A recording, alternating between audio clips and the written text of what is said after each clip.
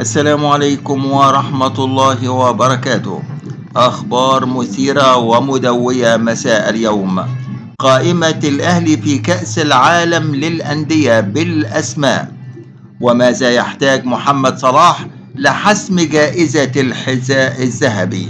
وفي البداية ما ننساش نعمل لايك للفيديو واشتراك في القناة. استقرت إدارة الكرة في النادي الأهلي على ملامح أولية لقائمة الفريق الأول لكرة القدم بالنادي الأهلي في كأس العالم للأندية، ومن المقرر أن يرسل الأهلي قائمة نهائية تضم 35 لاعب قبل نهاية يوم 10 من يونيو المقبل للمشاركة في كأس العالم للأندية. واستقرت إدارة الكرة على 28 لاعب بشكل مبدئي، يتبقى حسم موقف اليو ديانج وأحمد عبد القادر من دخول القائمة، ويتبقى 5 مقاعد أيضا لاكتمال القائمة. أما ملامح القائمة بالأسماء المشاركة في مونديال كأس العالم للأندية: في حراسة المرمى محمد الشناوي، مصطفى شوبير، محمد سيحة. في خط الدفاع محمد هاني، عمر كمال عبد الواحد، كريم الدبيس، أشرف داري، ياسر إبراهيم، علي معلول، يحيى عطية الله، أحمد نبيل كوكا، مصطفى العش.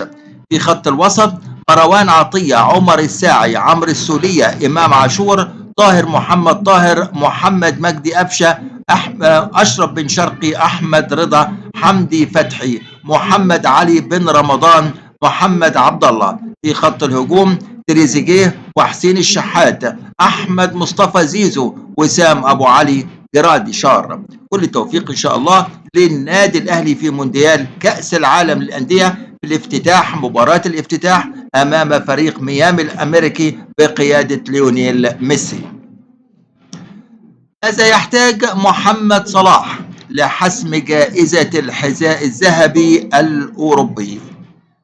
فقد بات الفرنسي كيليان مبابي نجم ريال مدريد الأسباني أقوى المرشحين للفوز بجائزة الحذاء الذهبي الأوروبي في الموسم الحالي، بعدما أحرز هدفي فوز فريقه على ريال سويسداد في الجولة 38 من الدوري الأسباني.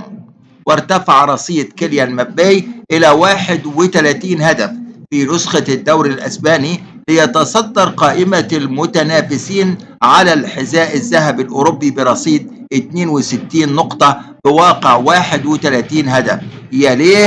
يليه أيضا جيروكيرس لاعب سبورتنج لشبونة صاحب 58.5 نقطة بواقع 39 هدف، ثم محمد صلاح 56 نقطة بواقع 28 هدف. وتمنح نقطتين لكل لاعب يسجل هدف في الدوري الأوروبي أو في الدوريات الأوروبية الخمس الكبرى، مقابل نقطة ونصف لكل لاعب يسجل هدفا خارجها. وينتظر محمد صلاح معجزة للفوز بجائزة الحذاء الذهبي، حيث يحتاج إلى تسجيل هاتريك في مباراة ليفربول الأخيرة ضد كريستيان بالاس غدا إن شاء الله في الدوري الإنجليزي، إذا رغب في تقاسم الحذاء الذهبي الأوروبي مع كيليان مبابي، وإذا رغب محمد صلاح في الانفراد بالصدارة ومن ثم الحصول على الجائزة بمفرده. يحتاج إلى تسجيل سوبر هاتريك أمام كريستيان بالاس، حيث سيرتفع رصيده في تلك الحالة إلى 62 نقطة. هذا وقد سجل مبابي ثنائية لفريقه في مباراة سويسداد، وذلك ليرتفع رصيده 4 نقاط مرة واحدة. نتمنى كل التوفيق لمحمد صلاح نجم ليفربول إن شاء الله والفوز بالحذاء الذهبي. وفي النهاية أشكركم وتحياتي لكم، والسلام عليكم ورحمة الله وبركاته.